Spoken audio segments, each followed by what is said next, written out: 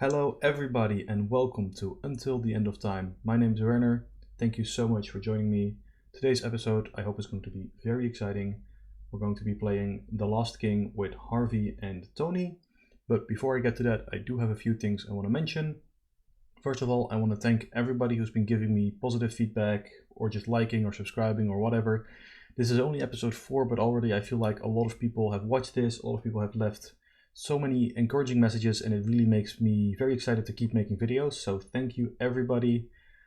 I also want to thank specifically Patrick Burke, who made the icons that are now at the very least my little profile indicator, and maybe more later. I'm still working on a couple of things. Patrick made these icons free for everybody to use. You don't even have to attribute him if you don't want to. I'll post a link in the description below. But I just want to give him a huge shout out because he's awesome. And also he makes the custom art or alt art cards for like magnifying glass and water protection. And I'll put a link to the Make Playing Cards store he uses, so you can buy those if you want. I personally have them. This is not a sponsor or anything. Like, he just made them. He gave them, or he gave the icons away for free. I bought the cards because I think they're awesome. If you like them, go check them out. Like, obviously you don't have to, but I just think he's awesome.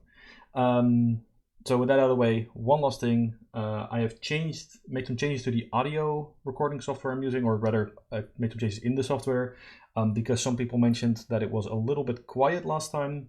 I hope this is good. I hope I'm not too loud, because I can get a little excited sometimes, and it gets a little loud. If there's anything, like, even if it's just, hey, this is good, please leave a comment. I love all feedback, basically. Okay, enough with the preamble. Let's get to the actual gameplay. So this is the Tony deck and the Harvey deck from last time. You've seen how I've upgraded them in episode 2.5. If you haven't seen that, link in the description, go check it out. This is probably going to be the last time I'm using these two decks in this campaign in this order. My thinking is, and I explained this in that episode, I get a lot more excited talking about investigators and decks than actually doing like full campaign walkthroughs. If you want to watch full campaign walkthroughs, there's lots of other really good options on YouTube. Please go check those out. But I really like talking about decks and really like talking about investigators, so I'm going to be doing that. Now, the reason I am playing with these two, of course, is I also want to talk a little bit about XP options in various investigators. So this is my XP playthrough of these two, playing The Lost King, which is secretly like one of my favorite scenarios ever because it's so thematic and it's so good. So let's get to it. Following the events in the theater, we've escaped and we have now headed to a party that seems to be hosted by somebody involved with the King in Yellow, and various party or guests are people who worked on the King in Yellow performance, so we are going to try to question them, see what we can find out. If anyone has the answers to the questions that burn in your mind, it's the cast and crew of the King in Yellow. With no other leads to pursue, you put on your best clothes and head to 1452 Atlantic Avenue, where a woman named Constance Dumaine is hosting an event in celebration of the play's one-night engagement in Arkham. Get a bunch of gather cards, put all locations in play, and now this is going to get important. So the bystanders, there are 5 bystanders. Constance Dumaine, Sebastian Moreau, I'm not going to read the rule stacks for now, we'll get to that later, Ishimaru Haruko, Jordan Perry, and Ashley Clark. These 5 VIPs, we're going to have to interview them. Their location is random among these 5 locations, so I just wanted to give everybody who knows the scenario a little heads up where they all are. Each of them has 3 clues on them, because you're supposed to put 2 clues, or 1 clue per investigator plus an additional clue on them. We have a Diana Divine enemy aside, and then we have 5 Sickening Reality cards, right here next to the scenario setup card. And then we shuffle the encounter deck, and let's get playing. Okay, so Agenda 1A, fashionably late. As you pull up to the manor, you notice that something is wrong. A trail of blood leads up the porch steps, and the front door is smashed. Muted music comes from within the house, its warped and discordant notes painful to your ears. Has the madness of the King in Yellow already made its way here? And you can see on the art there, it is presumably the front door being smashed. You can see the wood cracked and there's blood on the floor, so... Discovering the truth, Act 1A. This isn't a party, it's a madhouse. But for some reason, the guests are too deluded to notice. Very few of them are sane, and many are themselves horrors in your eyes. Perhaps you can talk to them to learn more about the King in Yellow. Forced, when investigators eliminated by defeat or resignation. Place each of that investigator's clues on this act instead of placing them at his or her location. Objective: find as many clues as you can and get out of this awful place. No clues. And you can see on this art that there's what appears to be lots of blood on the inside of the window, so that's great. Sure, this will be a very exciting party. The entrance hall, so the foyer. The entrance hall is lavishly decorated, displaying the wealth of the manor's owners while still creating a welcoming atmosphere. Shall I take your coat? The doorman asks as you enter. It takes you a moment before you realize the doorman has only bloody stumps where he should have hands. So this is not going to go well. Pretty sure this party is just going to go crazy. Now, a quick reminder, if you missed the last episodes or whatever, what these two investigators are. So we have Harvey Walters, the professor, which is the new seeker from the investigator starter decks. He has 4 willpower, 5 intellect, 1 combat, 2 agility. And after an investigator at your location draws 1 or more cards from their deck during the investigation phase, then the investigator draws 1 card, limit once per round. So importantly, it only works during the investigation phase, but it, as you may have seen in episode 2, it can get kind of crazy. And Elder Sign effect, +1, draw 1 card. He is only seeker cards and neutral cards, and we do not know what Thrice Damned Curiosity does, because that card hasn't been released yet. We do know Vault of Knowledge, which is a signature card. I have drawn an additional basic weakness to compensate for that. And Tony Morgan, the bounty hunter, only has 2 willpower, 3 intellect, 5 combat, 2 agility. He can take an extra action during each turn, which can only be used to engage or fight enemies with bounties on them. Elder Sign, +2, place a bounty on bounty contracts, right? Not on an enemy. And the bounty contracts are basically whenever enemies come into play, we can put bounties on them, and we get those bounties as resources whenever we kill them, and we start with 6 bounties. Well, let's draw opening hands and let's get to this. And one thing that's important to note about this scenario, that's a weakness, is that there's very, very little investigating. We're going to have to be getting clues by using the parlay actions on these various VIPs. And that does influence which cards we're taking, because, for example, Milan is not that good here. That performed well last time, but I don't think we need it. I think this is a pretty mediocre hand. The Pathfinder's nice, though, so we're keeping that. Well, there's the Man of Pallet Mask. Apparently he's going to be joining the party, too. Well, maybe. Okay, so what have we got here? We have Pathfinder. Once per turn, we can exhaust this if we're not engaged with any enemies to get a free move. Strange solution unidentified. We've already identified the solution, but we didn't have the XP to upgrade it, so this is still on our deck. Probably not doing that much. We might try to solve it again just to get some card draw, but probably not that good. We have a Perception, it's going to be more card draw. We have a Dream Enhancing Serum, which makes it so only the first copy of every card in our hand counts against our hand size, and whenever we draw a card that's already in our hand, we get to draw an extra card. The I don't know how to pronounce that. The Fragments, Book of Books. I just call it Book of Books all the time because it seems funny. Well, we have 5 or more cards in hand. We get +1 intellect. Or 10 or more cards, we get +1 willpower. And 15 or more cards, we get an additional +1 intellect. As we, like, when I saw this card for the first time, I was like, 15 cards. How many are you ever going to have 15 cards in your hand? That's crazy. That's half your deck. Well, as it turns out, Harvey can do that. So, yeah. About to get exciting in here. As for Tony, oh, this is a pretty exciting hand, actually. So we've got the upgraded Derringers that we bought. It's the same as the normal Derringer, so 3 cost for 3 ammo, and then we can shoot with +2 combat. But this one only needs to succeed by 1 or more to deal +1 damage. And if we succeed by 3 or more, we get to take an extra action, which Tony is pretty good at taking lots of actions, so kind of like that. As far as his hand's concerned, it's actually pretty good. I don't think I need 2 guns, so I'm going to mulligan the Mauser. But we've got Leo De Luca for extra actions. We have actually Fine Clothes, which is a great card this scenario. We put that in with our adaptable. So let's put us to switch out level 0 cards for free. And I think we'll get a use for Watch This. So I'm just going to mulligan just the Mauser. And let's see where this takes us. The Foyer, 2 Shroud, 2 Clues, Action, Resign. Having found valuable information about prediction, you depart and plan your next move. Each undefeated investigator has resigned to proceed to if no resolution was reached in the campaign guide. Okay, well, the way these VIPs works is each of them has a parlay action on them. Parlay test something to ask, or in this case, test intellect 3 to ask Contents about the play. If you succeed, we take 1 of the clues from her. And she has a forced effect, all of them do. When the last clue is taken from them, we flip it over, resolve the text. Can I offer you a glass of champagne? Sebastian is test willpower 3. Ishimaru is test willpower 2, but only if you have 6 or more cards in hand. Perry is test intellect 2, but only if you have 10 or more resources. And Ashley is simply double action to parlay. So I have some, obviously, foreknowledge because I've played the scenario quite a bit, and I know what some of these locations are, and that's going to slightly inform my play because I think, actually maybe it doesn't quite, because of what I'm going to do. Yeah, this seems the best. Okay, first action, we're going to let Harvey go first. We could pick up these clues, but they're really not a priority, so we're just going to play Pathfinder and get a free move. Move to the ballroom. The distorted music grows louder as you approach the ballroom. Inside, many guests are dancing, eating, and enjoying themselves. 4 shroud, 0 clues. Reaction: after you perform a parlay action in the ballroom, gain 2 resources. Group limit once per phase.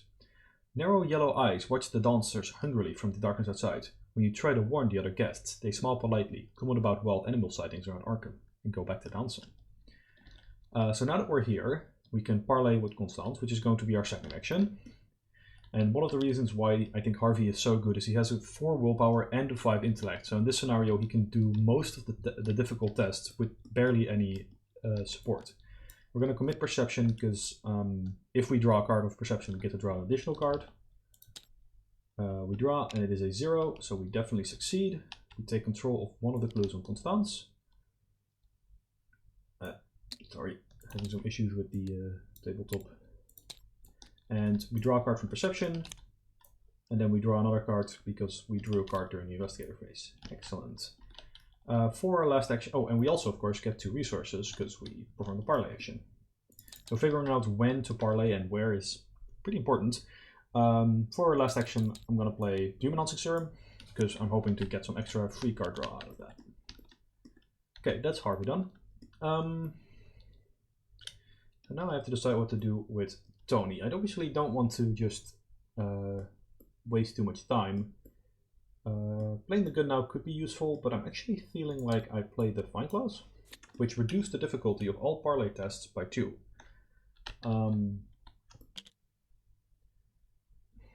So I could move. Problem is I don't really have enough cards in hand to talk with Haruko or Ishimaru, who only wants to talk to me if I have 6 or more cards. And I don't have enough money to talk with Jordan at the moment. I could go to Ashley, but I can't actually trigger her right now because she needs 2 actions. Choices. No, you know what? We're gonna gamble a bit. We're gonna try to talk to Ishimaru. Because if we draw a card now and draw a card in upkeep, we have enough cards to talk to her. The courtyard. Looking out of one of the windows, you spy the courtyard in the center of the manor. You find yourself longing for fresh air. 5 shroud, 0 clues. Forced. After you enter the courtyard, discard the top card of the encounter deck. If the card is an enemy, draw it. Wow. We might have run into a monster here. We did! It's a roach swarm. So this has combat X, where X is the shroud value location. So this is shroud 5, so this is combat 5. Which, if you don't have any enemy or any weapons, that's not great. Still though, I feel like we can probably handle it. We can put a bounty on him, which at least gives us an extra action to fight him. But before I'm going to do that, actually, I'm going to try to evade him. Because the shroud value here is pretty high, and more importantly, I only have agility 2, so when I commit to stake hard, unless I draw an Elder Sign or a +1, I'm going to get to draw 2 cards and gain 2 resources. I'm not too worried about the Roach Swarm yet, because it's 1 damage, and I've got 9 health. I mean, it's going to end up like last time, where I'm on 8 damage the whole game, so... Nope, okay, I fail. Take hard triggers, draw 2 cards. Oh, that's going the wrong way. Another Fine Close and a Leo De Luca. Alright, I think from last action I'm just going to throw a punch. I am tying at the moment, so there's like always an outside chance I might hit. Not like I can do too much otherwise. Could play the Derringer, but I don't get to shoot it this turn, so... And I might draw a... well, whatchamacallit, I slide a hand, because those are still on the deck. Cultists. -2, if we fail, place one of our clues on our location. Well, we don't have any clues, so that's not a problem. We do fail. Alright, well that's our turns. Let's go to, let's go to the enemy phase, get bit a little, and then we go to upkeep phase. So, draw a card, gain a resource, draw a card, gain a resource. For those of you curious, by the way, I am technically doing the draw card resource in the wrong order. Officially, I'm supposed to draw all the cards, gain all the resources, but since it is very unlikely that it will happen because the cards from the one player won't affect the other player usually, I'm doing it this way because it's a little easier on tabletop to do it that way. Okay, Mythos phase. 1 doom out of only 3, so that's gonna go fast. Maniac. Uh-oh. After Maniac engages you, take a damage and deal 1 damage to Maniac. 3 fight, 4 health, but only 1 evade. Of course, if we evade it, it's gonna just engage it again, deal more damage. Luckily, Harvey has a shockingly high 7 health, so we have some options here. Dance of the Yellow King. Oh, this is bad. So if there are no lunatic enemies in play, it gains surge. Otherwise, we have to test willpower 3. And if we fail, the nearest lunatic enemy is going to engage us. So it's kind of tricky because I'd hoped to play my Derringer and then kill the Roach Farm. But if we get the Maniac on us, we're going to take more damage. So it's already looking like we're going to get a repeat of last scenario with Tony absolutely getting battered. He's only got willpower 2, so there's not much we can do here. Nope, -2. We're getting battered by the Maniac, who does immediately engage, so takes another damage, which is good, but then makes another immediate attack against Tony, which is getting, well, let's just say it's a bit tricky. And we're having to figure out how to combat this, because I could obviously move Harvey into the courtyard, but then I have to trigger the forced effect again, so I risk drawing another enemy. Although that might let me at least deal with the enemies for Tony a bit. So yeah, I think we are going to try that. First though, we're going to parlay. Parlay with Constance, because we do want to get those 2 resources every turn. Oh, sorry, that was the camera. Aldershine. Awesome, we get the draw card. And we trigger Harvey, we draw another card. That's the Vault of Knowledge. So this one's a little bit less useful, the scenario. 3 cost asset that lets us draw a card whenever we successfully investigate. Well, as you've noticed, there's not a lot of clues on locations. There are 2 here, so this might not get used. It does increase our hand size by 2 though, so maybe we still grab it. Anyway, we get another card draw. Hey, it's the Fragments. We already have one of those in our hand, so we'll trigger Dream Melting Serum, draw another card. That's another Pathfinder. Get 2 resources and get a clue from her. Okay. Next up, second action, we're going to play the Occult Lexicon. Now this is a pretty wordy card, and I have to find the Blood Rites. After it enters play, we search for 3 copies of Blood Rites. We add 1 to our hand and shuffle the other 2 into our deck. When it leaves play, we find the Blood Rites and remove them from the game. And Blood Rite reads, bonded to the Occult Lexicon. Draw 2 cards, discard up to 2 cards from your hand. For each card thusly discarded, we may gain a resource or spend a resource to deal 1 damage. Action does not provoke a tax opportunity. So that goes in our hand, other 2 copies are in our deck. Should shuffle that. Okay, so we're going to Pathfinder over to Tony's place. We're going to have to trigger the forced effect. Discard top card in counter deck. If it's an enemy, draw it. It is another Maniac. Oh no! Okay, so far we're 2 on 2 on that forced effect. Sometimes you get lucky and you just discard Ancient Evils. Yeah, there's Ancient Evil in this deck. Alright, well we're still going to do what I plan to do, which is play Blood Rite, because it doesn't provoke a tax opportunity, to draw 2 cards and then discard 2 cards to try and deal 2 damage to one of these enemies. Draw 2, those are pretty good. Discard this Strange Solution we won't need, and probably the Fragments, because we don't need 2 of those. Although it doesn't take up extra hand slots, so maybe we discard Deduction. We'll discard Deduction. We don't need 2 of those. We don't need any of those. We then have to spend 2 resources, and we get to deal 2 damage to an enemy at our location, which will be the Maniac. So at least that's out of there. Or do we just kill the Roach Farm? No, actually, we're going to kill the Roach Farm now that I think about it, because this is combat 5, which is a bit tricky, and they both only deal 1 damage. So yeah, that does mean Tony loses his bounty, which is a waste, but Well, so be it. Actually, speaking of bounties, sorry, I forgot about that, but I definitely would have put a bounty on this maniac. Give us an extra action. Okay. Well, that's Harvey's turn. Not much else to do here. Tony is going to play his Derringer, which provokes the opportunity. Ow, 3 damage in already. This is turn 2. It's not going too well. Alright, but now we got a gun. We're gonna start shooting people. So, second action, shoot. We deal, we get +2 fight, or +2 combat, sorry. To do math here. 7 minus 3 is sadly only... Oh wait, no, this is fine. Because we get +2 combat, so we're up to 4. But we only need to succeed by 1 to deal the +1 damage, which is the difference between this and the last one. So this is dealt with. Then we're going to... Yeah, in order to not accidentally murder Harvey, we're going to engage the Maniac. Now this deals us another point of damage because of the force effect, but it also deals another point of damage to this guy, so we can probably kill him in one shot now. We're going to also commit watch this for 3 resources. And shoot again. I'm hoping that with all of this resolved, we'll have a bit easier time next time. Okay, perfect.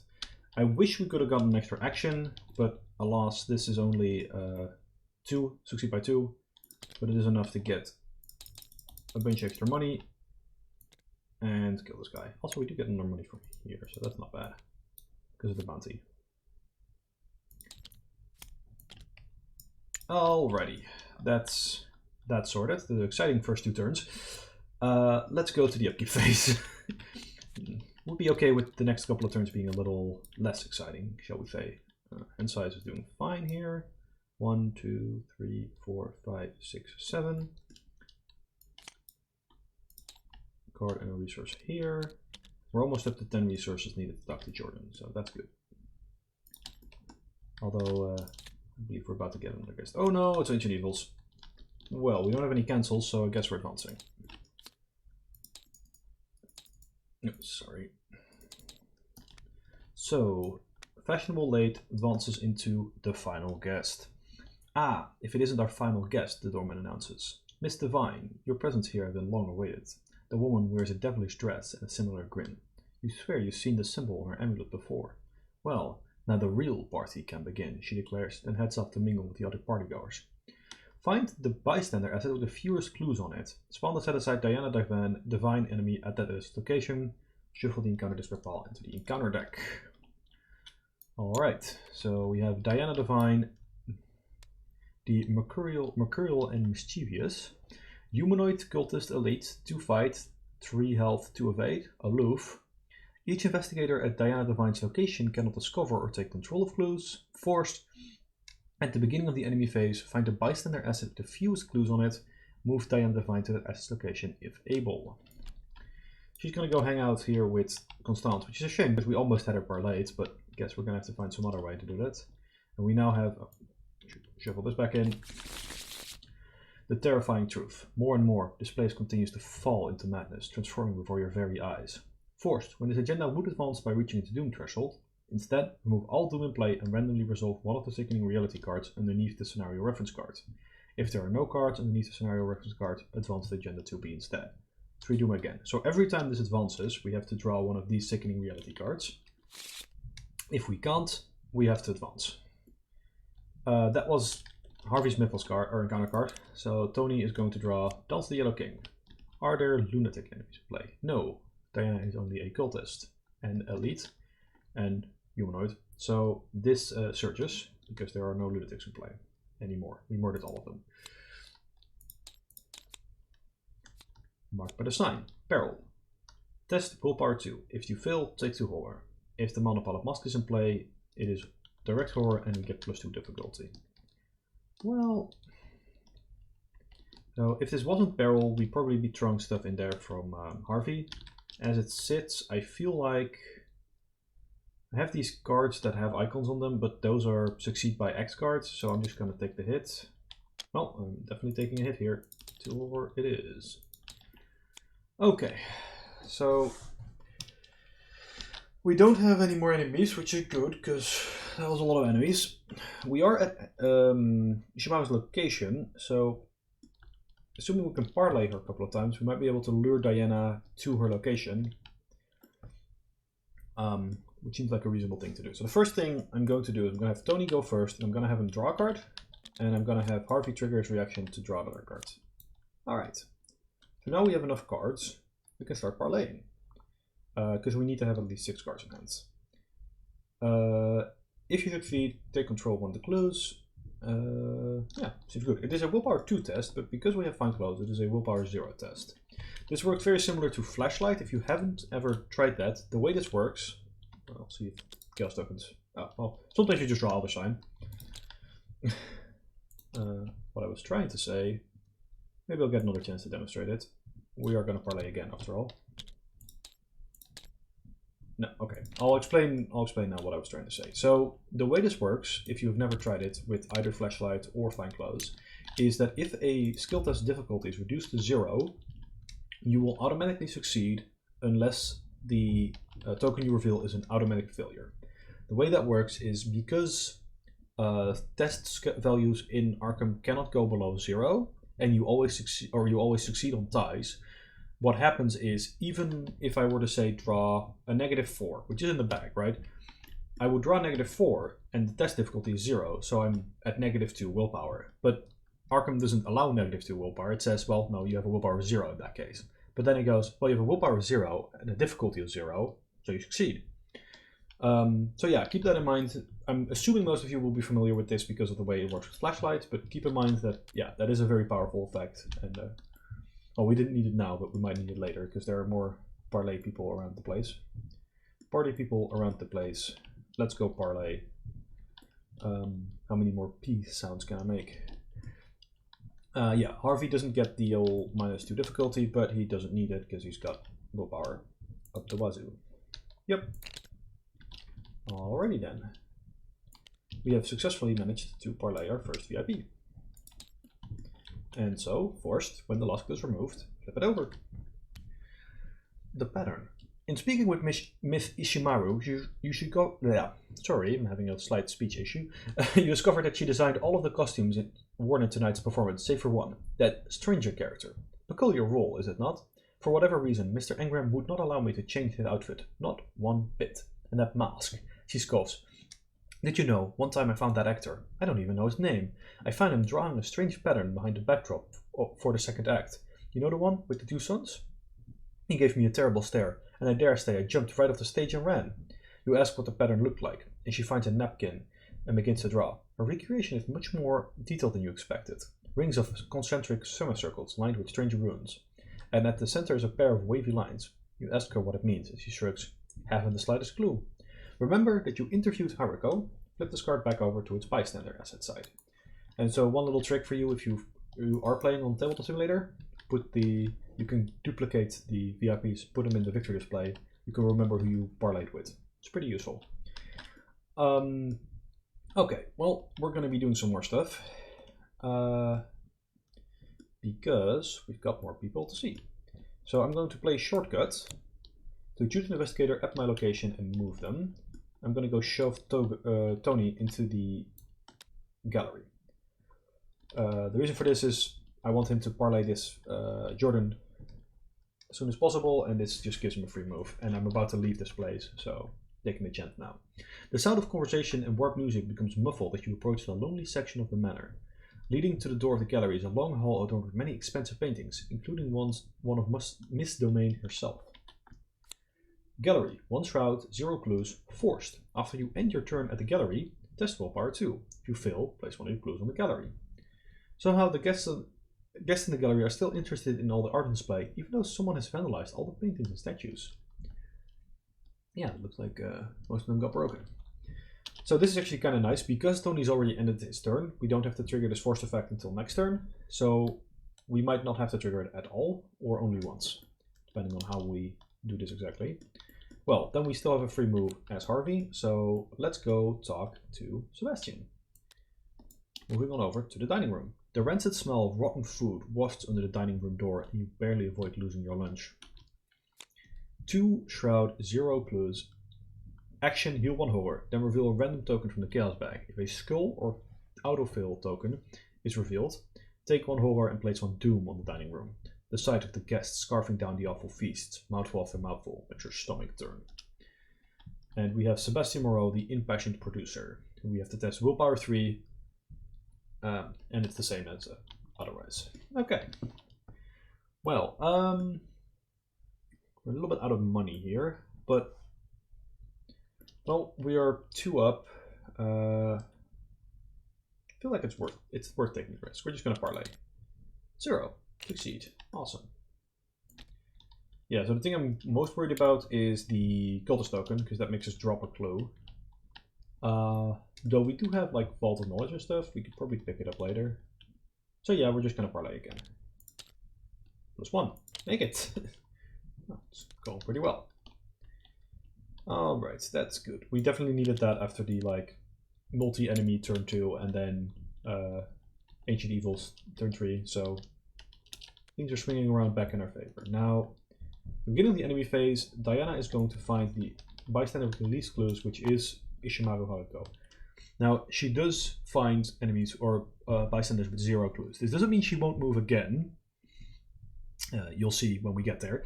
But until we clear out somebody else, we basically don't have to worry about her, for now at least.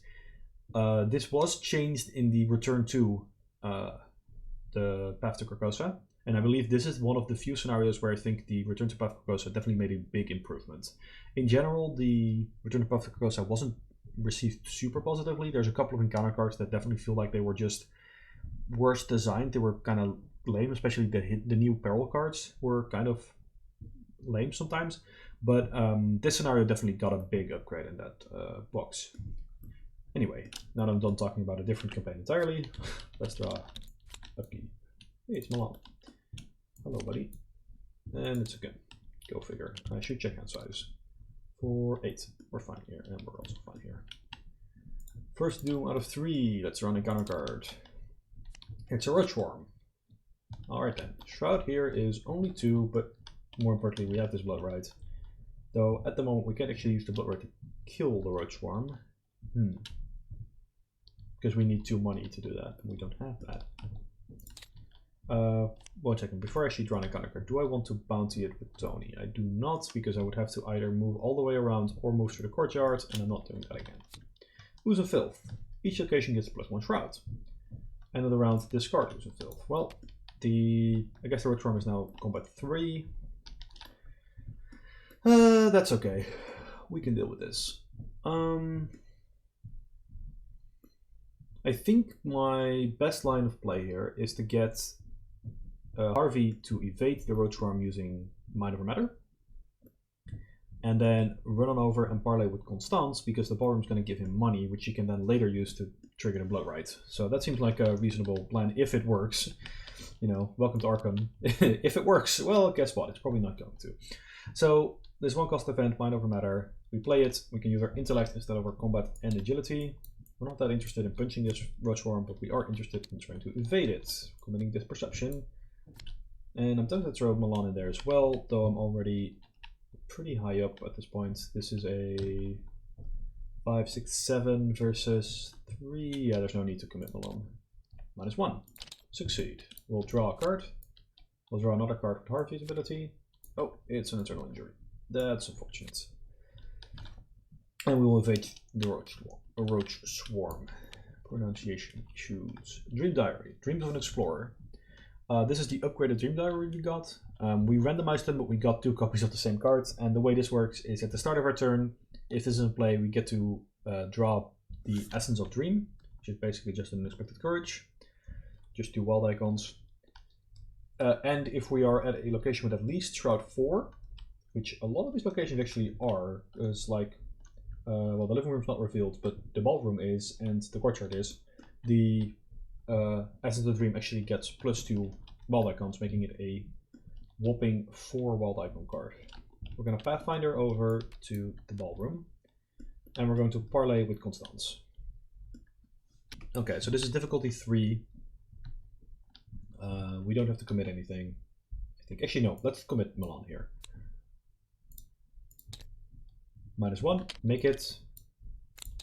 So we get a clue from Constance, we have a forced effect that triggers there, and we get 2 clues from the ballroom. So I'm just gonna do that real quick.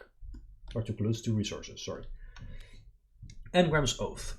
It doesn't take long for the amiable hostess to open up to you about the play. Oh yes, my husband and I helped Sebastian produce the whole thing, she explains. I was a little hesitant at first, but that director, Mr. Nigel Engram, my, what a talented man, she laughs. He's so very eccentric. Did you know, before rehearsals even begin, he had us recite some kind of, why, I suppose it was an oath of sorts. A formality, I guess. You know, creative types and their silly rituals. But afterwards, we were filled with so much spirit. She smiles, zeal in her eyes. From that moment on, we had no hesitations. The King in Yellow would be the most successful performance in Arkham history. Remember that you interviewed Constance. Flip this card back over to its bystander side. 2 out of 5. Okay, so we got 1 action left. We don't actually have a lot of things we can do at the moment. That internal injury is going to sting a bit. So I'm torn between grabbing a resource or playing the Kaleno fragments. The fragments would only give us +1 intellect right now, which isn't actually that good. We could also play the Dream Diary, obviously, but I want to use Blood Right to kill the roaches up there. They don't have Hunter, but they are blocking my attempt at getting Sebastian, so I'm going to want to have money for that. But if I play the fragments right now, then conceivably I would have another resource from upkeep and I would be able to pay for it later. On the other hand, if I get the Dream Diary, I can get the Essence of the Dream and use it to evade the roaches again. And that's perhaps a bit more better long-term planning. Yeah, you know what? Let's do that. This card's fun anyway. We should play with it. Okay, so we play the Dream Diary. Then we take a direct damage from the internal injury. We're slowly bleeding out, but it's fine. It's fine. Trust me, it's fine. Oh god, I'm bleeding. Okay, Tony. So Tony has an interesting conundrum as well, which is that he could just spend 3 actions parlaying Jordan and barring any autofails. He would probably just succeed. But problematically, that means that if he does that, he's going to have to drop a clue, or at least he's going to have to take a willpower test and then probably drop a clue. So I prefer him to leave, but of course, that means spending extra actions moving back and forth, but there is a potential solution. So we're going to parlay Jordan. We have at least 10 resources. Yeah, we have exactly 10 resources. We test Intellect 2, which is Intellect 0. But we're also going to have Leo, DeLuca, and Quick Thinking committed. Now, important to note, that whole thing I talked about with the flashlight / fine clothes ruling, it doesn't quite apply here, because if we are 0, then we do not succeed by 2. But if we do succeed by 2, we get to take an extra action. Luckily, Intellect isn't Tony's worst thought, so we're at a 5 versus 0. Should be reasonable. And of course, we draw the autofail, because anything reasonable, Arkham won't stand for that. Okay, so now we're definitely not going to be able to get all the clues this turn. And since I don't feel like... okay, so doing some quick mental math, I know that dropping 1 clue isn't so bad. So as long as I can still get both clues this turn and then get a bunch of clues next turn, I'm okay. Especially since if I keep going at this pace, I might be able to get 4 out of the 5 VIPs interviewed before we have to draw Sickening Reality, which would be pretty powerful. Parlay. Let's reveal another token. We're fine. Parlay. Okay, so we get 2 clues and then we have to take a willpower test. Now, for those of you wondering, what does the skull actually do? The skull is reveal another token. If we fail, we have to place a doom on a lunatic enemy. Again, we only fail on the autofail, so I'm not too worried. So, willpower test. Again, not really that much we can do to stop it. Just hope for 0. But we draw the -2. Of course, we draw the -2 here while we were drawing 0s the whole time when we were drawing the difficulty 0. It's not too bad. We lost 1 clue, but I believe, mathematically speaking, the reason you need these clues at the end to determine XP, but because of the rounding things, if we get every clue except for this one, we're still fine. And then we proceed to upkeep, I think, because so Diana could move, but she's not going to because why? And we'll just go to upkeep. Ooh, crack the cave. That'd be interesting. So crack the cave normally pretty bad in this scenario because we gain X resources after getting a clearing location of clues, but as you can imagine, there's no clues on any locations. That's not so good. But there might be ways to get a clue on a location anyway. Keep here, draw a card, slide a hand. Good for when we need to murder something. End of the round, this gets discarded. No longer oozing and filthing. And we go to Mythos. 2 Doom. Is it 2 Doom already? Did I already take a Doom? I think this is correct. That's the Yellow King. There are no lunatic enemies in play, so we'll search again. Ooze and Filth. Shrouds of every location is increased by 1. That's totally fine. Ancient Evils. That's bad. Okay, well, so much for that plan. 1 second, I'm going to... Yeah. Okay, well, I guess we're advancing. Well, we're not advancing because we're resolving a Sickening Reality card instead, but this is going to be bad. Okay, which one do I want least? I don't want it to be Ishimaru. Okay, so it's Perry. That might still be worse. Mr. Perry takes another puff from his cigar, and his eyes burn a deep red hue. As he exhales, his skin begins to crack and hardens into stone. Cigar smoke exudes from the fissures in his skin, and the temperature in the room rises dramatically. He clenches his hand around his chair's armrest, which crumbles to ash in his awful grasp. Each investigator at Jordan Perry's location takes 1 horror. Shit. Careful with the language. Move each clue from Jordan Perry to his location. Okay, so there's now 2 clues on the gallery. Flip this card to its enemy side and switch it with the bystander asset version of Jordan Perry, removing that version from the game. So we now have an enemy where Jordan used to be, and unfortunately this also means we can no longer parlay Jordan, so we've already avoided getting 5 out of 5 VIPs. Jordan Perry, an imposing presence. 2 fight, 8 health, 2 agility, or evasion. Hunter, force the beginning of the enemy phase, heal 1 damage from Jordan Perry.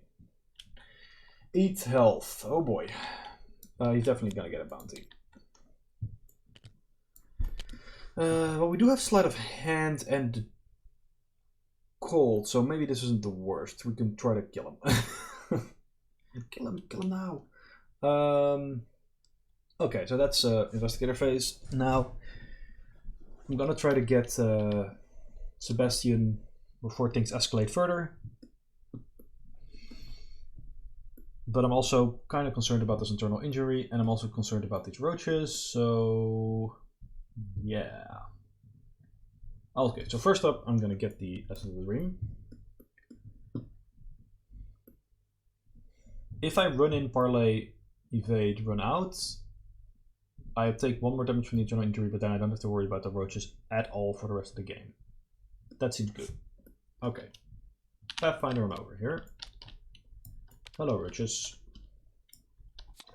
Try to evade the roaches. Essence of the Dream is 2 agility icons. I have a base of agility of 2, and I'll commit this Pathfind. Actually, I'll just commit the Wealth of Knowledge. We'll just do 2 more icons. We're not going to investigating much, so yeah, we make it. Awesome. 12 knowledge discarded. Essence of the Dream is set aside again. This is evaded. Our second action is going to be parlaying. We do have to make this parlay. Willpower test. Yeah, sure. There we go. Excellent. Last clue removed from a certain Sebastian then, I see. Forced, when last clue, resolve its text, the first show. You can tell Sebastian is a dramatic man from the way he speaks about tonight's performance. Better than last year, indeed, the best I've ever seen. You ask him whether this was the first performance of the King in Yellow he'd helped produce, and he shakes his head in vigorous disagreement. No, of course not. We've done many shows before. Paris, Florence, New York. Well, it isn't even the first time the play has been performed in Arkham. Surprised, you question him further. Well, alright, if you must know, I had nothing to do with the previous show in Arkham. It was several decades ago, before War Theatre was even built. In fact, part of Mr. Engram's goal tonight was to bring the story of the King in Yellow to a wider audience. Remember that we interviewed Sebastian. Okay, well, if we get 4 out of 5, I'll still be very happy. And for our last action, we're going to leave the cockroaches and then take a direct damage. Ow. Definitely need to get rid of that now.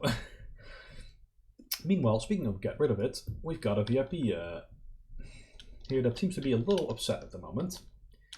So, you know, you do whatever anybody always does when somebody's upset at them, you try to shoot them.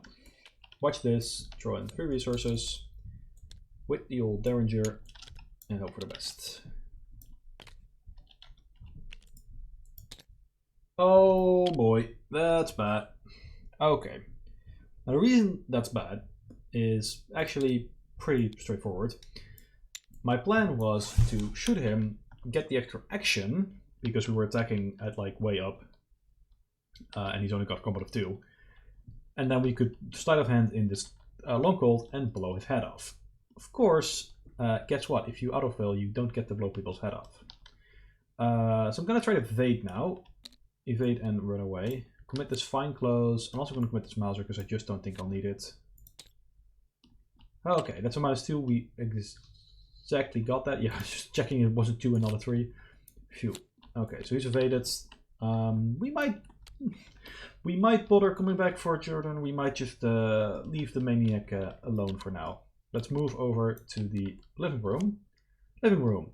3 shroud, 0 clues. How many fireplaces does this place have? Reaction. After we perform a parlay action here, draw a card. Group limit once per phase, is it? Once per turn? Once per phase. Okay. Okay, well, we don't really have a lot else we could be doing, but we do have a lot of money now because we needed to talk to Barry, but of course he threw a tantrum as soon as we tried it. So we'll just play Leo. Getting even more extra actions. And we'll spend our last action, or additional action rather, to play Lone Wolf, since that probably means we get the money back. Alrighty. Enemy phase, nothing happens. Upkeep. Ready these 2. This is a hunter, so gotta be careful. The map usually gets a lot more hostile after the first VIP flips, because guess what? They're all gonna flip eventually. But we're not sticking around that long. Okay, Mythos phase. Now I know. Oh right, I forgot to reset. Or like that can be right, but no, I forgot to reset the Doom clock after the Ancient Eagles. So yeah, first Doom out of 3. Okay, peril. Must either place one of our clues on a bystander asset in play, or take a horror and a damage. The thing is that I don't think it's that bad to put a clue on a bystander, especially one that we've already interviewed. So we'll put our clue back on Constance. That does mean we now really want to get these clues. Oh, this should also be discarded, because that was last round. Tough crowds. Oh, every parlay action is an extra, or every parlay costs an extra action. This is annoying because we just drew Leo, so we were able to parlay Ashley twice if we wanted to. Now parlaying her once is going to cost 3 whole actions. I think we're still going to do it because we don't have a lot of other options, but that does sting a bit. I'll let Harvey go first. First 2 actions is just going to be to clear the internal injury. And the last action, I do actually want to get the clue on Constance back. And also, if we parlay here, we get to money. So I'm just going to parlay Elder Sign. Awesome. Draw a card. Draw another card with, draw another card with Dream Enhancing Serum. Draw another card with my ability. That was pretty good. Get 2 resources. Get the clue back. We've technically speaking, we flip her again, but I don't think that necessarily matters. We're going to Pathfinder on over to the foyer here. Alrighty. And no, we can't crack the case here because we did not discover a clue at a location. We discovered it with on a parlay action, so it doesn't count. Well, we get a resource in upkeep over on Tony's side, thanks to Lone Wolf. Well, not the upkeep. I keep calling it the upkeep because a lot of games have upkeep at the start of the round. Arkham does it at the end of the round instead. And we're just going to triple action parlay Ashley. Extra action because of the tough crowds. Oh, actually, that makes me... I just realized I totally couldn't do what I just did. My apologies. I just totally cheated. Because tough crowd isn't just for Tony, it's for everybody. So in that case, I'm going to put the easiest way to fix this is by making it so I still parlay Constance, even though that's now a terrible idea. But that means I no longer have the actions to clear the internal injury. So let's just say that I did parlay her and then moved here. But error unknown command. I'm not doing anything. Okay. The internal injury is still active. So I'm going to instead investigate here with deduction. Succeed. Get 2 clues. Oh, come on, work with me here.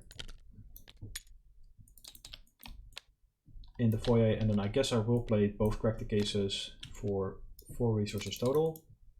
But that also means I take another physical damage because the internal injury still isn't cleared.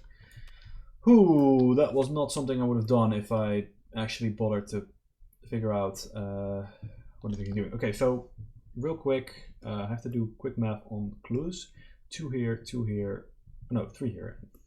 3 here? Why clues don't seem to be properly... Did I forget to pick up a whole bunch of clues?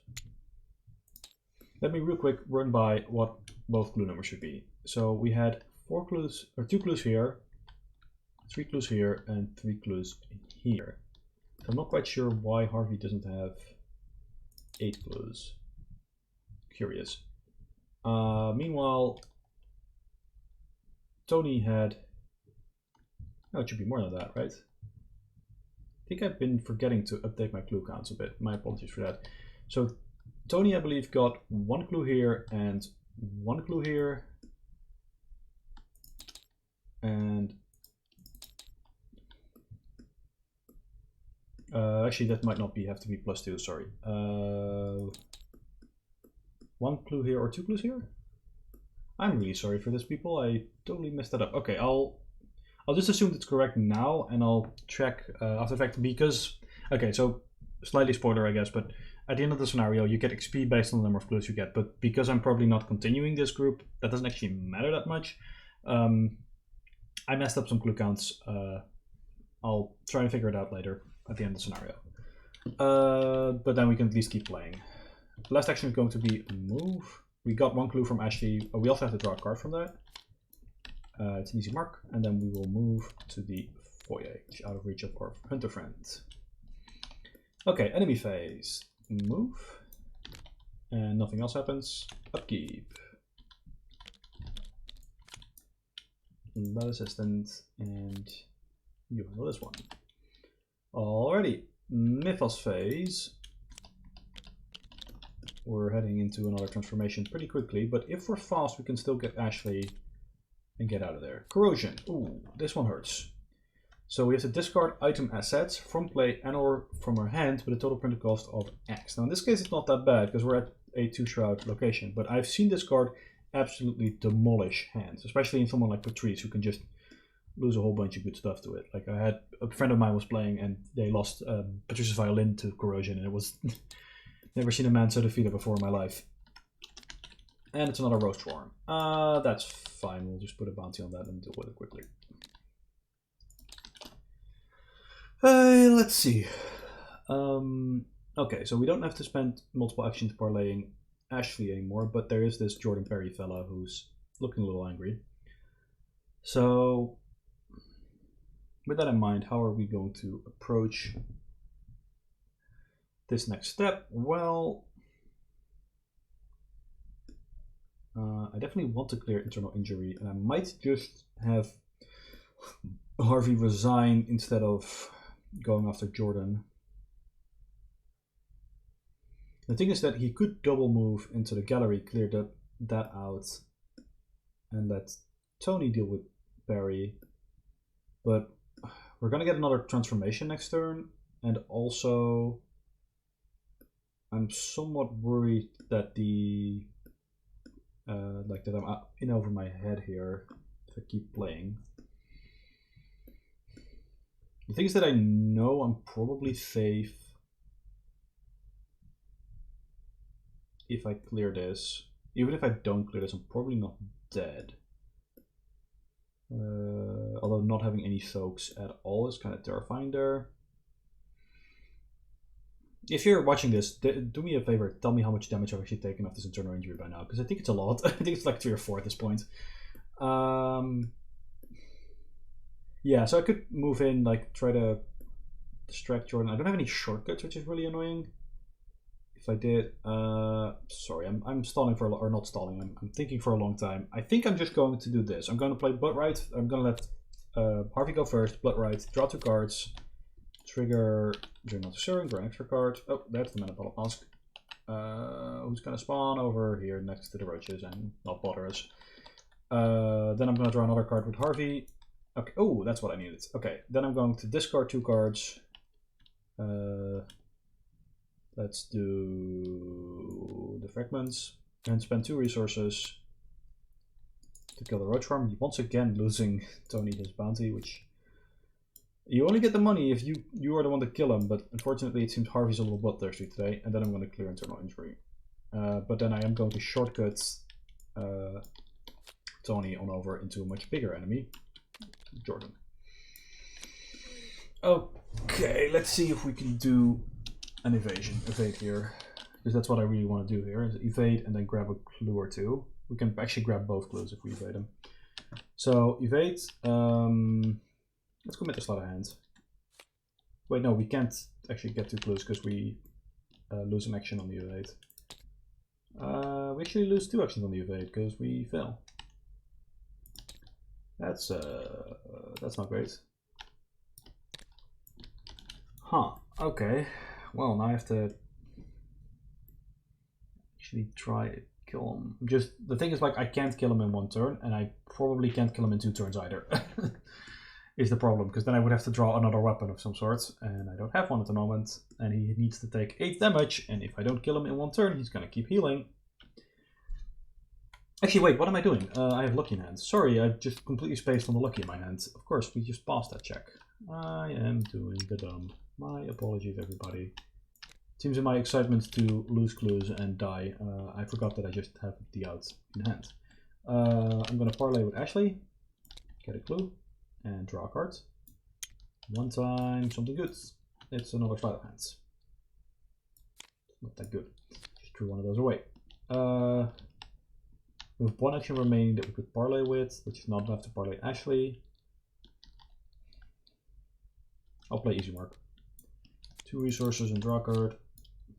Hey, 2 resources and draw a card. So the way this works is easy mark. Whenever you play it, you can play another one. I didn't have one in hand, but I got one off the top, and that still counts. Because you resolve cards in order. So excellent. Enemy phase, nothing special. Upkeep. Jordan readies, engages. Here. We ready everything. Draw a card. Gain a resource. Alrighty. Things are about to get interesting. Once again. Okay. We have to draw another Significant. Don't be Ashley. Don't be Ashley. Anybody but Ashley is fine here. If it's Ashley, we're effed. 3, 2, 1. It's Constance. Okay. Constance laughs as her skin begins to slouch off her body. Blood trickles from her shedding skin, leaving a trail of crimson on the carpet where she walks. One might expect her to cease functioning with her ribs and organs exposed, but she barely seems to notice.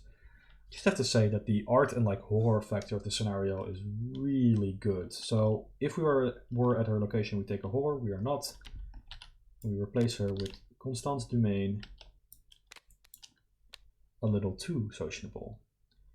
4 fight, 6 health, 1 evade. Hunter, while she's exhausted, she gets another +3 fight, 2 damage. What's wrong? Aren't you enjoying yourself? So she's a interesting enemy because she had 4 fights, so you want to evade her, but when you evade her, you basically can't kill her. At least not through conventional means. Ooh, okay. So this is now, because the man in the bottle mask is in play, he's standing over here, probably having drinks with the roach form. We have to do a difficulty 4 willpower test. If we fail, we take 2 direct horror. Well, Harvey hasn't taken any horror yet, so I'm not too worried. I'm just going to commit this guts and draw an auto fail, because of course I will. That's actually genuinely not that big a deal. Having 6 sanity left means not too worried. Oh, young psychopath, interesting. So she's a 2 fight, 2 health, 3 evade enemy, but when she when she engages you, we have to either take 1 horror or she gets +3 fight. Now the added fight is actually pretty problematic all the time, so we're definitely going to give her a bounty. I'm going to do that first. Well, I think I can just put the horror on Leo and be fine for now. So yeah, I'll take the horror so I can get an easy kill on her.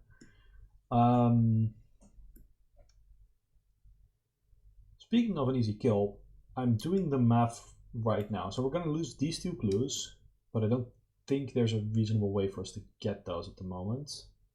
Actually, that might not even be true. Hold on, time to do some serious. Okay, so the only things I have left to do are to talk to Ashley and to get these clues.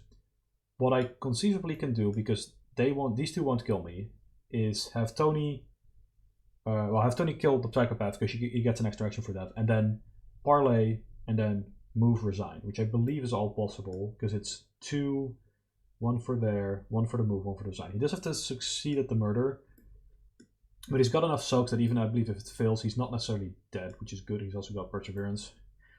But what I'm wondering is it possible for Harvey to go here, would be 1 action because he does get the Pathfinder move, and then basically go back, get these clues, and go back. I don't believe it's possible for him to also be back in time, though potentially that doesn't matter. Let's see. 1 free move, action investigate, another action investigate. We can probably make the willpower test and we can then resign. We don't have any soaks, but we could play a lab assistant if we're worried about that. Yeah, you know what? I'm feeling a little feisty. We're gonna play Pathfinder. We're gonna move. Actually, also we get the that's in the dream as well, which is important. Move here. Move up here. We're first up going to play Lab Assistant because we get to draw 2 cards when she enters play. We're going to make that 3 cards, and we might draw Deduction, which is what we want. Well, this is the reason why not to do this, and that's that we drew a weakness. That's pretty nasty, actually. Okay. Okay. Well, investigate here. Commit Eureka. Elder Sign. We get to draw another card. We get to exhaust Dream Serum. Draw another card. That's pretty good. We get to get a clue off of here. Oh, not the entire location. Oh, come on, game. Work with me here. 1 clue still left. Right over there. Get this clue. Or whatever this is supposed to be at this point. And then we also get to resolve Eureka. And grab... question, what do we grab here? Not that one. We're going to see both of them in like short order anyway. Just put it like this. It's fine. And then we have to take this test. Willpower 2. If we fail, we're just going to commit the essence of the dream here. And actually, we could also commit the Eurekas, but we don't have to. Okay, so that's Harvey done. Plan is next turn, clear your weakness, get this clue, and get out. I think that's pretty obtainable. Tony time. We're just going to active desperation our gun. So we discard the Derringer to chuck it at the young psychopath. This action, I believe, technically. So we get plus combat equal to our cost, which is +3. So that easily hits because we did take the hover. And then we get to gain X resources. And another one from the bounty. And deal that problem. Also we get a resource from Lone Wolf still, which I think I also forgot last turn, but I don't particularly care. Action parlay with Ashley. We take 1 attack opportunity from Jordan. Which is fine. We're just gonna shred our fine clothes. He tears our clothes off. Pretty sexy when you think about it. That's weird. Okay. Ashley, part 8. Ashley's song is beautiful and haunting. You find yourself mesmerized by the melody. You don't know why the lyrics call to you, but for some reason you cannot get them out of your head. Above the city, the storm clouds rage, and waves crash through the gilded cage. The sky opened the path above, the lost Carcosa. Below the earth, the salt water seeps. The shadow fall as the red sun sleeps. The ocean opens the path below to dim Carcosa. Remember that we interviewed Ashley. We listened to her sing. It's beautiful. And we also get the draw card. Secret case. Actually, think about it. I might not have, should have, because this is a voluntary reaction. It's not a forced effect. Maybe it would have been better not to draw here because we could have drawn a weakness. Either way, it doesn't really matter. We move, which provokes an attack opportunity. Sure. And then we will just resign, which doesn't provoke. So we're fine. We're out. We made it. When we resign, we will put all of our clues on here. I'm just not gonna move that many clues because it's not gonna be accurate anyway. And also, I can count here, right? Okay, enemy phase. Jordan's gonna move here. Actually, thinking about it, I'm gonna move Jordan here. So normally you don't want to move the VIPs to the center of the map because it's bad for you. They get lots of reach from there. But in this case, I'm probably gonna want to resign through the living room, not through the courtyard, because I might have to draw more enemies. So this seems better. Constance is also gonna go and join the party. We get one more upkeep. Only for Harvey. We get a Guts. The other card in our deck is the other Strange Solution. Ancient Evils. We don't advance just yet, which is perfectly fine by me. Okay. So let's make sure we know exactly what to do right now. We have to investigate twice and then resign. Well, that's pretty straightforward. Yeah, investigate, commit, commit Milan, and we don't have to commit anything else, I believe. Actually, we get this assets as well. Okay. -2, easily make that. Get a clue, clear this location. Investigate again, commit the essence of the dream. Cultist token, make that. We get the discard Unspeakable Oath. Curiosity, because this one is if the scenario ends or we are eliminated, we get 2 fewer XP if it is still in our hand at the end of the game, or when that happens basically. But if we successfully investigate a location with no clues on it, we get to discard it. Then we have 2 Pathfinder moves. 1, 2, and then we will resign. Resign, having found valuable information. You resign.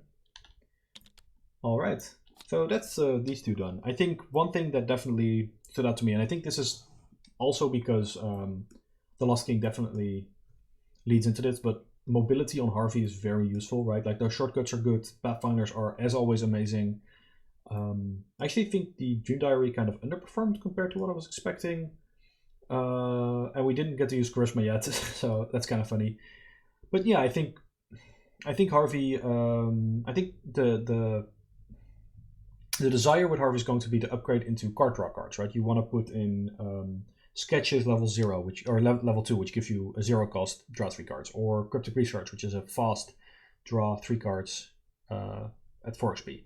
But I think it's actually better to focus on things like mobility because he's already got Amazing Draw, right? You don't need to, or there's less of a impetus for you to immediately upgrade that. And I think flexibility in things like mobility, or in this case Dream Diary, does give me just wild icons on anything, not just investigating. So I can use them to kind of compensate for my terrible combat and agility a bit by having me be able to perform decent evades. On the other hand, Tony, I've actually been upgrading Tony and playing him quite a bit. I've played a lot with most of the Dream Eaters investigators. I think the Derringer is no longer like, it's definitely not a weapon of choice I would take if I wasn't playing Taboo, or if I wasn't playing Taboo, because I think the Switchblade is much better for him. With the Taboo though, Switchblade costs 3 XP. More on the Taboo in episode 2.5 if you want to check it out. And I think that they're just not bad. It's definitely better if you're going into a lot of actions, like if you want to play cards like Payday, which gives you a resource for every action. The thing is that like in those similar lots of action builds, Switchblade is also really good, because Switchblade, I guess for people who don't know, I'll grab Switchblade just so you can see what it looks like. It's a pretty popular card, so I'm hoping most people will have seen it before. But Switchblade level 2 is a 1-cost fast asset that gives you +2 combat, and if you succeed by 2 or more, it deals +1 damage. Tends to be pretty good in like lots of action builds because you can just keep stabbing, right? You just stab and stab and stab and stab and stab. Otherwise, Tony, I mean, okay, I still like Tony more in Guardian than I do him in Survivor or Seeker. A lot of people have been saying those 2 are the ways to go with Tony. I personally think Guardian is, for me, the way to go, because he's a fighter. He wants to get enemies, so he wants to get on the hunt or first watch. He wants to have lots of cards that help him with combat, and he wants to use things like evidence and seat of the crime to get clues. But I have seen other people play very effective Tonys with other splashes, so I can see, you know, I'm not saying you're wrong, I'm just saying that I personally really like Guardian Tony. Okay, well, we still have a we're done now. Everybody's resigned, so we're going to check what happens when we advance the agenda. And what is this? Madness, noun, madness, madness. The state of being mentally ill, especially severely, extremely foolish behavior, a state of frenzy or chaotic activity. Why are you looking at this side? There's no reason to flip to Act 1B. Flip back to Act 1A. Oh, guess we're not advancing. Well then. That's strange. For those of you who've never done that, you're welcome. Where did I leave the campaign guide? Not in here, apparently. I do still have a campaign guide somewhere, right? Oh, it's probably in here. There it is. Okay, advance. No resolution reached. At least one investigator resigned. Resolution 1. The brisk autumn air embraces you as you exit the manor. There's no doubt in your mind that the cast and crew of the King in Yellow have become affected by madness. Perhaps it's getting to you as well. You feel an encroaching darkness, a presence in your mind not unlike the gaze of a stranger. Startled, you peer about the front yard for the first time since escaping the manor. The scene is different. The front windows are not smashed as they were when you first approached. The trail of blood you had noticed on the porch has been wiped clean. And instead of disturbing warped music you heard upon entering, the soothing tones of slow jazz drift out from the courtyard. In your campaign log, under VIPs interviewed, record the names of each character you interviewed. In your campaign log, under VIPs slain, record the name of each unique lunatic enemy in the victory display. So that's going to be interviewed Shimaru Hariko, Constance Dumaine, Sebastian Moreau, and Ashley Clark. No enemies killed. Each investigator earns victory X, which is 0, and then we earn extra points equal to the for every two clues we earn 1 investigator earns 1 additional XP. I'll probably post in the comments below what the actual number should be. I'm not going to go run through it right now because that would make for a very boring counting episode of the video. And then we get Interlude 1, Lunacy's Reward. Interlude 1, Lunacy's Reward. The investigators must decide. Things seem to have calmed down. Perhaps we should go back inside and investigate further. Proceed to Lunacy's Reward 1. I don't trust this place one bit. Let's block the door and get the hell out of here. Lunacy's Reward 2. If these people are allowed to live, these horrors will only repeat themselves. We have to put an end to this. We have to kill them. Lunacy's Reward 3. Now, obviously I could pick one, but since this is probably the end of this campaign run through, why don't I leave it to you to decide when you play this. I definitely enjoyed this. I hope you did too. And if you haven't, but if there's by any chance you haven't played Path to Carcosa yet, please do. It is a blast. Thank you very much for watching, and I think I'll give a little preview to what I hope my next video will be. If you were watching, the last episode was a video with Dexter Drake and Jacqueline Fine, 2 of the new Mystics. And I definitely feel like they should be shown with some XP too. So I think the very next video will be Jacqueline Fine and Dexter Drake with XP doing one of the upcoming scenarios. We'll see. Have a great day. Please leave any comments you have. Thank you very much for watching, and I'll see you again until the end of time.